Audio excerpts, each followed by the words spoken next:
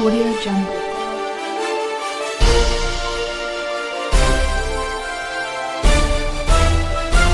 Audio Jungle.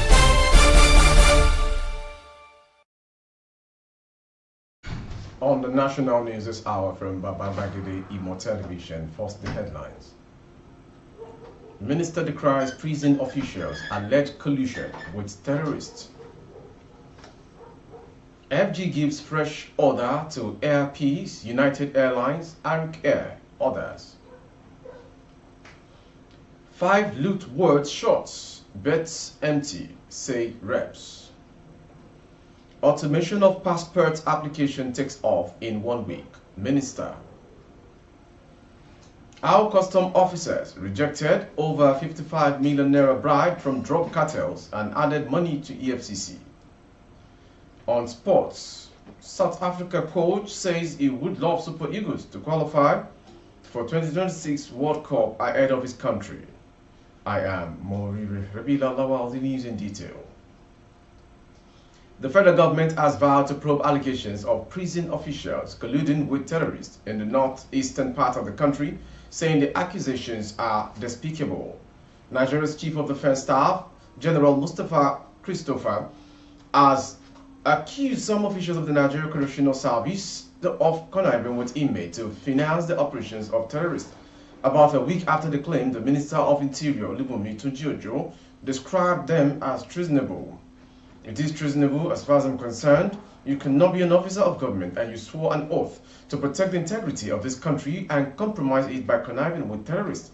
That will be despicable and unacceptable, he said. It is out of this world. It is not something I can even imagine in my head that an officer of the law will go as low as conniving with terrorists to attack the nation. That is treasonable offense. That can never go under any disguise or condition, be swept under the carpet. It is a serious allegation. Be rest assured that in the interest of Nigerians, for somebody to undermine the security of this country, it is a treasonable thing. Moving on to the next story. Minister of Aviation and Aerospace Development Festus Keyamo has revealed the truth about the flight diversion to Asaba by United Nigeria Airlines on Sunday, November 26, 2023. According to the minister, United Nigeria Airlines lied when it blamed the weather as the reason its Abuja-bound passengers found themselves in Asaba, the Delta State capital. In line with the development, Keyamo has also issued fresh directive to the Nigeria Civil Aviation Authority to prevent future occurrences, according to information. The minister said because of the incident that happened recently, where a flight to Abuja ended up in Asaba, NSIV must have their report within 10 days on what really transpired. There was no weather problem yesterday. Pilot and cabin crew were foreigners. They were not familiar with the Nigerian terrain, so it was purely an issue of in-house administrative issues. He ordered an investigation by the Nigeria Safety Investigation Bureau on flight nursery within 10 days.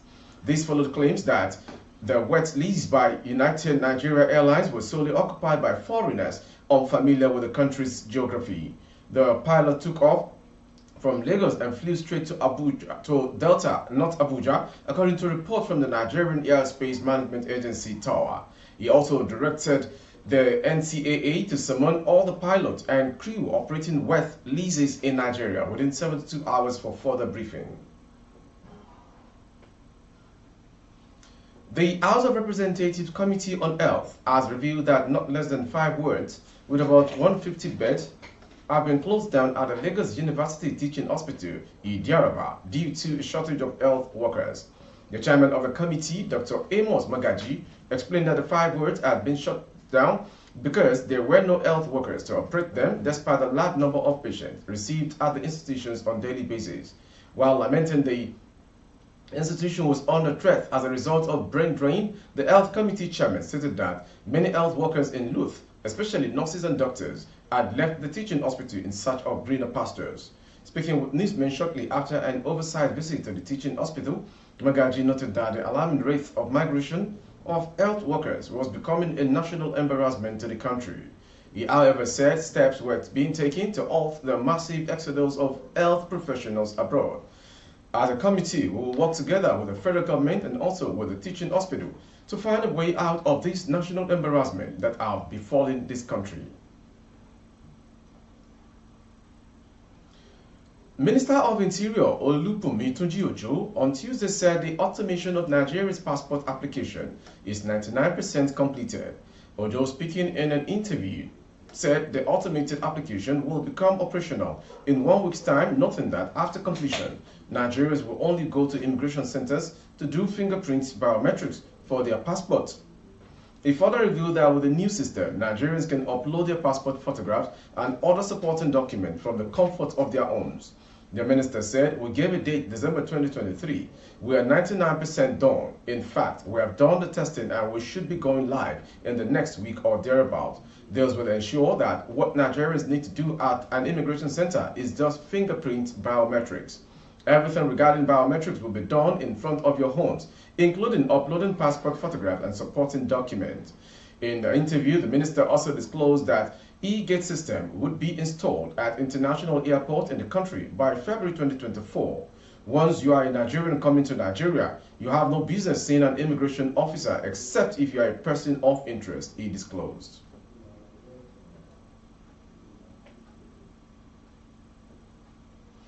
Custom officers at the Tinkan ports made headlines as they rejected $54,330, which is about 55 million naira, offered as bribe for easy passage of banned tramadol by drug cartels in Lagos State.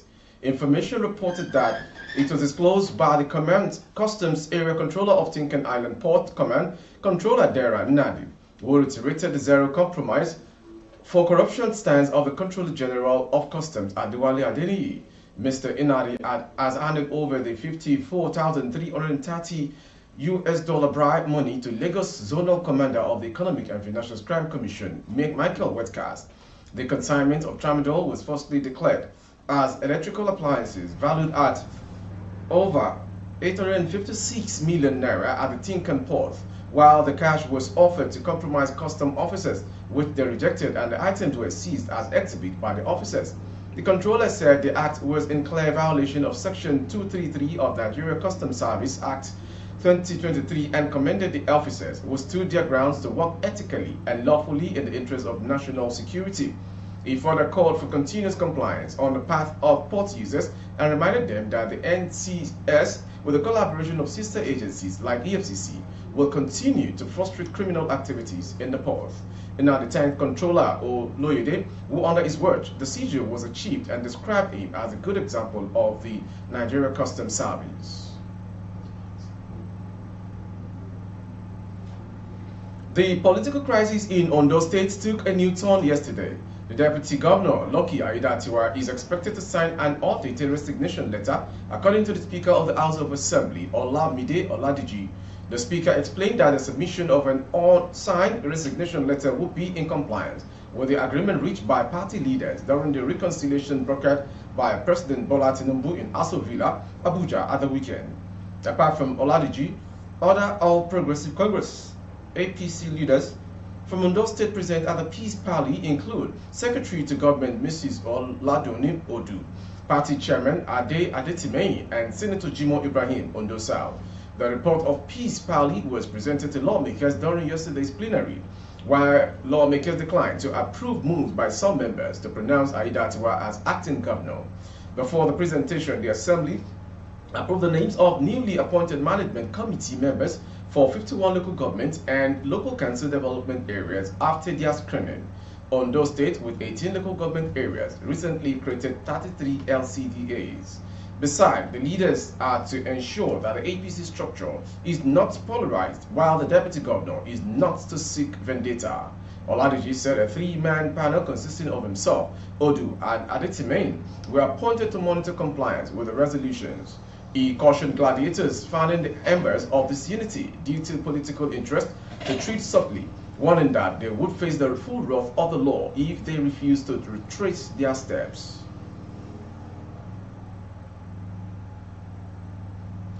Oyo State House of Assembly on Tuesday charged the state government to urgently station the state's Operation Burst at Odoba, which is the boundary between Oyo and Osho State along Iwo Town. in Ono State to prevent people who lay siege on Iwo land from disturbing the peace and tranquility of Ogburu people in Oyo State. The House made a call in motion jointly sponsored by the Speaker, Adebo Ogundoyin, and others. The motion is titled Need for Urgent Intervention to Address Boundary Disputes and Land Ownership Crisis between Ogburu Land, Lagelu Local Council, and Iwo Land Grabbers, Osun State. Boreham quarters of Ibarapa East Local Council, Oyo State, and Egba People, Ogun State. The Assembly, which noted that the land dispute purposely underpinned various civil violence and wars across the globe, said as of today there are ongoing clashes between Ogburu, Iwo people, Boreham, and Egba people of Oyo, Osun, and Ogun State, respectively. Of utmost concern is the appointed Olokuru of Ogburu land by the Oyo State government and by extension, the Olubadan of Ibadan land, Oba Olajide Oyedepo Oyebamiji, has been forced to flee Ogburu land due to threat to his life. The king of Ogburu land now lives in exile. This is an affront to the dignity of the Ogburu people, their fundamental rights, and by extension, the authority of Oyo State government. Moving on to Lagos. A 25-year-old security guard identified simply as Solomon has lost his life after being killed to death by Langasha in the Etiosa local government area of Lagos State. It was gathered that the deceased left his duty post and stepped out to discuss with some friends on the street where he lived. The discussion had barely lasted close to an hour when an argument broke out between him and a 120-year-old Mohammed. The argument later degenerated into a fight between the two. Agitated by the development, Mohammed was said to have left the spot, headed for a sharp object, and returned to do the act to Solomon in the chest. A resident in the area who craved anonymity due to our sensitive nature of the incident said the attack on Solomon left him bleeding. To the next story.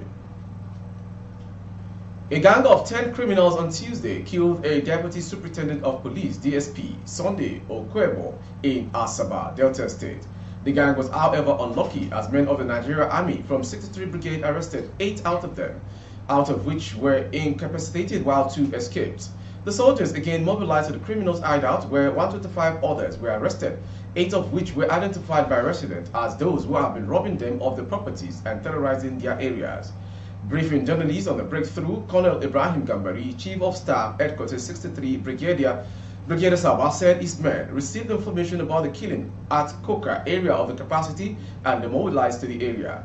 According to him, his men were joined by the police Operation Hawk, who exchanged fire with the criminals, while a member of the gang, identified simply as Aminu, shot the DSP at close range, killing him on the spot. Unfortunately, 2 of the criminals escaped with pump-action rifles. Lastly, on sports. As the race for the 2026 World Cup qualifiers in Africa go on a break to return next year, Group C is where all eyes will be, with Rwanda surprisingly leading the draw of South Africa and Nigeria respectively. The 2 nations were widely expected to dominate the group, but with Nigeria drawing 2 first games of the season and South Africa tasting defeat after a win in their opening fixture, Rwanda sits atop both favourites with 4 points. Nigeria are 2 points behind, and it has increased the pressure on head coach of the Nigerian national team, Joseph Peseiro, whose contract will run out after the Africa Cup of Nations unless he makes it to the final of the tournament. Linked with the vacant managerial role at Egyptian side Zamalek, Peseiro's fate could be sealed in January, with a lot of decision makers not comfortable with the team's progress under his guide. So much that the Nigeria Football Federation, NFF, has started sounding out prospective options. One name that we exclusively reported as interest in the job is a former head coach of South Africa, Pitso Mosimane, who recently left his role as head coach of UAE side Al Wahda.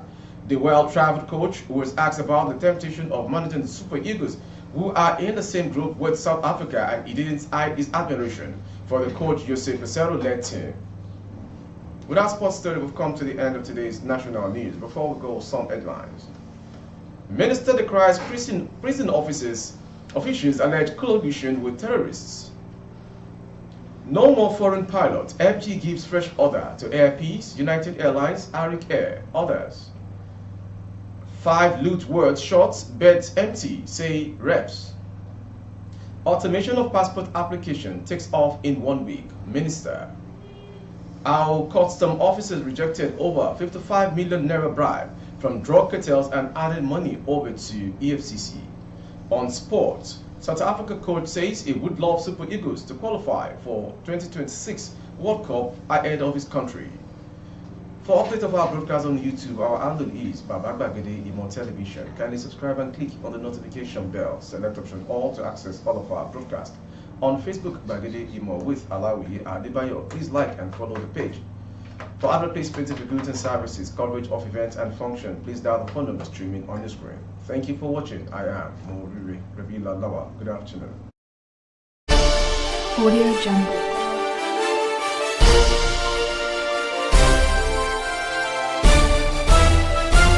Audio Jungle.